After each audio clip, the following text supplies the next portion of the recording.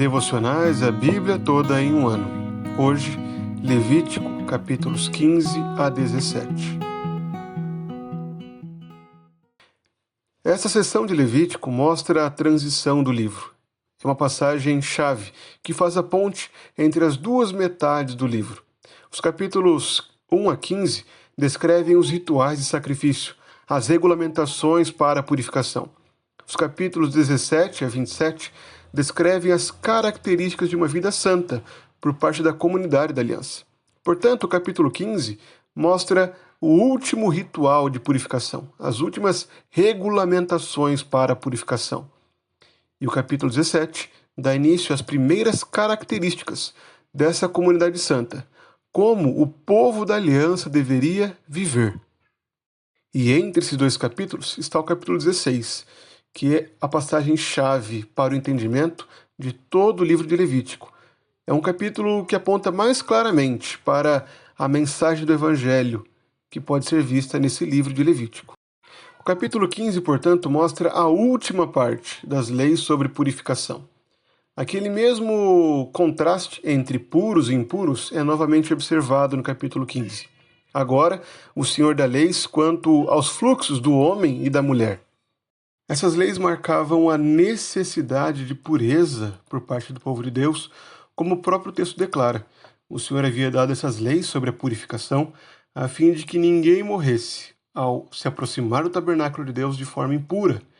Então o Senhor desejava preservar a vida do seu povo. Desejava limpá-los da impureza, para que assim pudessem ter comunhão com Ele. O capítulo 16, como já foi dito, é o capítulo mais importante em todo o livro de Levítico. Ele esclarece muito bem a mensagem e o propósito desse livro.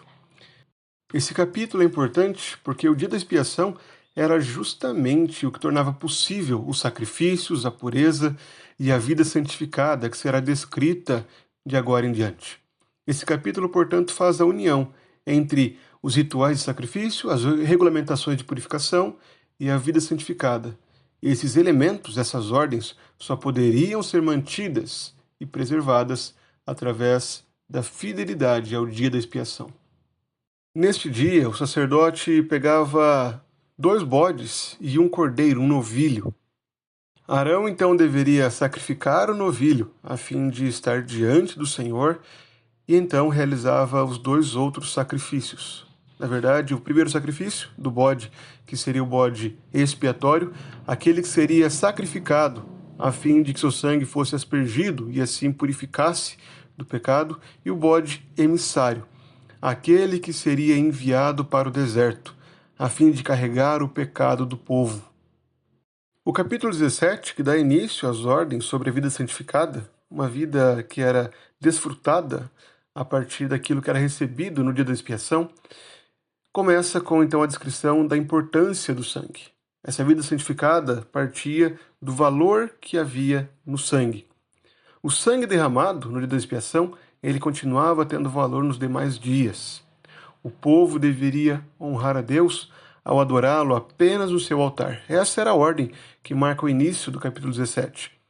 O Senhor declara que ninguém deveria oferecer sacrifícios fora da tenda da presença, fora do tabernáculo. Todo animal morto no campo deveria ser levado para ser apresentado ao Senhor à porta da tenda do encontro, para que o sacerdote assim oferecesse sacrifício pacífico.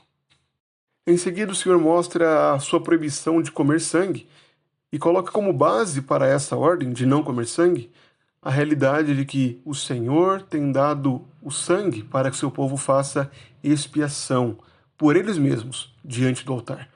Então o povo deveria honrar a Deus reconhecendo a sua bênção na vida deles. Por isso, todo aquele que caçasse um animal ou que achasse um animal morto deveria evitar o contato com o sangue, justamente para que ele não fosse contaminado pelo sangue, que deveria ser usado apenas para expiação diante do Senhor. Diante de tudo isso, nós podemos ver que o próprio Deus declara a intenção das leis contra a impureza. O capítulo 14 se encerra dizendo que o objetivo dessas leis, as leis contra a impureza, eram que seu povo fosse separado da impureza e assim pudesse se aproximar de Deus sem que fossem mortos. Era necessário que o seu povo se separasse da impureza, a fim de que não morressem ao contaminar o tabernáculo. O dia da expiação, que aparece no capítulo 16, demonstrava que Israel precisava de um mediador e de um sacrifício pelos seus pecados. Para permanecer diante do Senhor, era necessário que todo pecado fosse não somente pago pela morte, como também fosse levado para longe deles, afastado deles. Em seguida, o capítulo 17, que começa essa descrição sobre a vida santificada, mostra a importância que havia no sangue. O sangue simbolizava a vida que o Senhor concedia ao seu povo, através da expiação realizada pelo sangue. Todas essas verdades encontram seu sentido e sua plenitude na pessoa de Cristo. Cristo é o perfeito sacerdote. O sacerdote deveria entrar anualmente no Santo dos Santos, a fim de que ali oferecesse o sangue, oferecesse sacrifício no dia da expiação. Cristo é o sacerdote que colocou um fim a esse ritual, pois ele mesmo se ofereceu como um sacrifício perfeito, um sacrifício sem pecado, sem mancha, e assim ofereceu um sacrifício que é totalmente eficaz, obtendo perdão de uma vez por todas. Agora, não há mais necessidade de novos sacrifícios, porque Cristo realizou o sacrifício perfeito de uma vez por todas. Além disso, Cristo também é o bode emissário, aquele que foi levado para fora da cidade, para fora das muralhas, assim, sendo levado para longe, pudesse carregar o pecado do seu povo para longe do seu povo, o purificando de todo o pecado. Assim como Levítico declara que o sangue traz vida, nós agora temos nova vida através do sangue de Cristo, que nos purifica de todo o pecado. Portanto, uma aplicação a nós é que devemos buscar a purificação constante. Devemos, dia após dia, examinarmos o nosso coração, confessarmos os nossos pecados e, assim, mantermos a comunhão com Deus.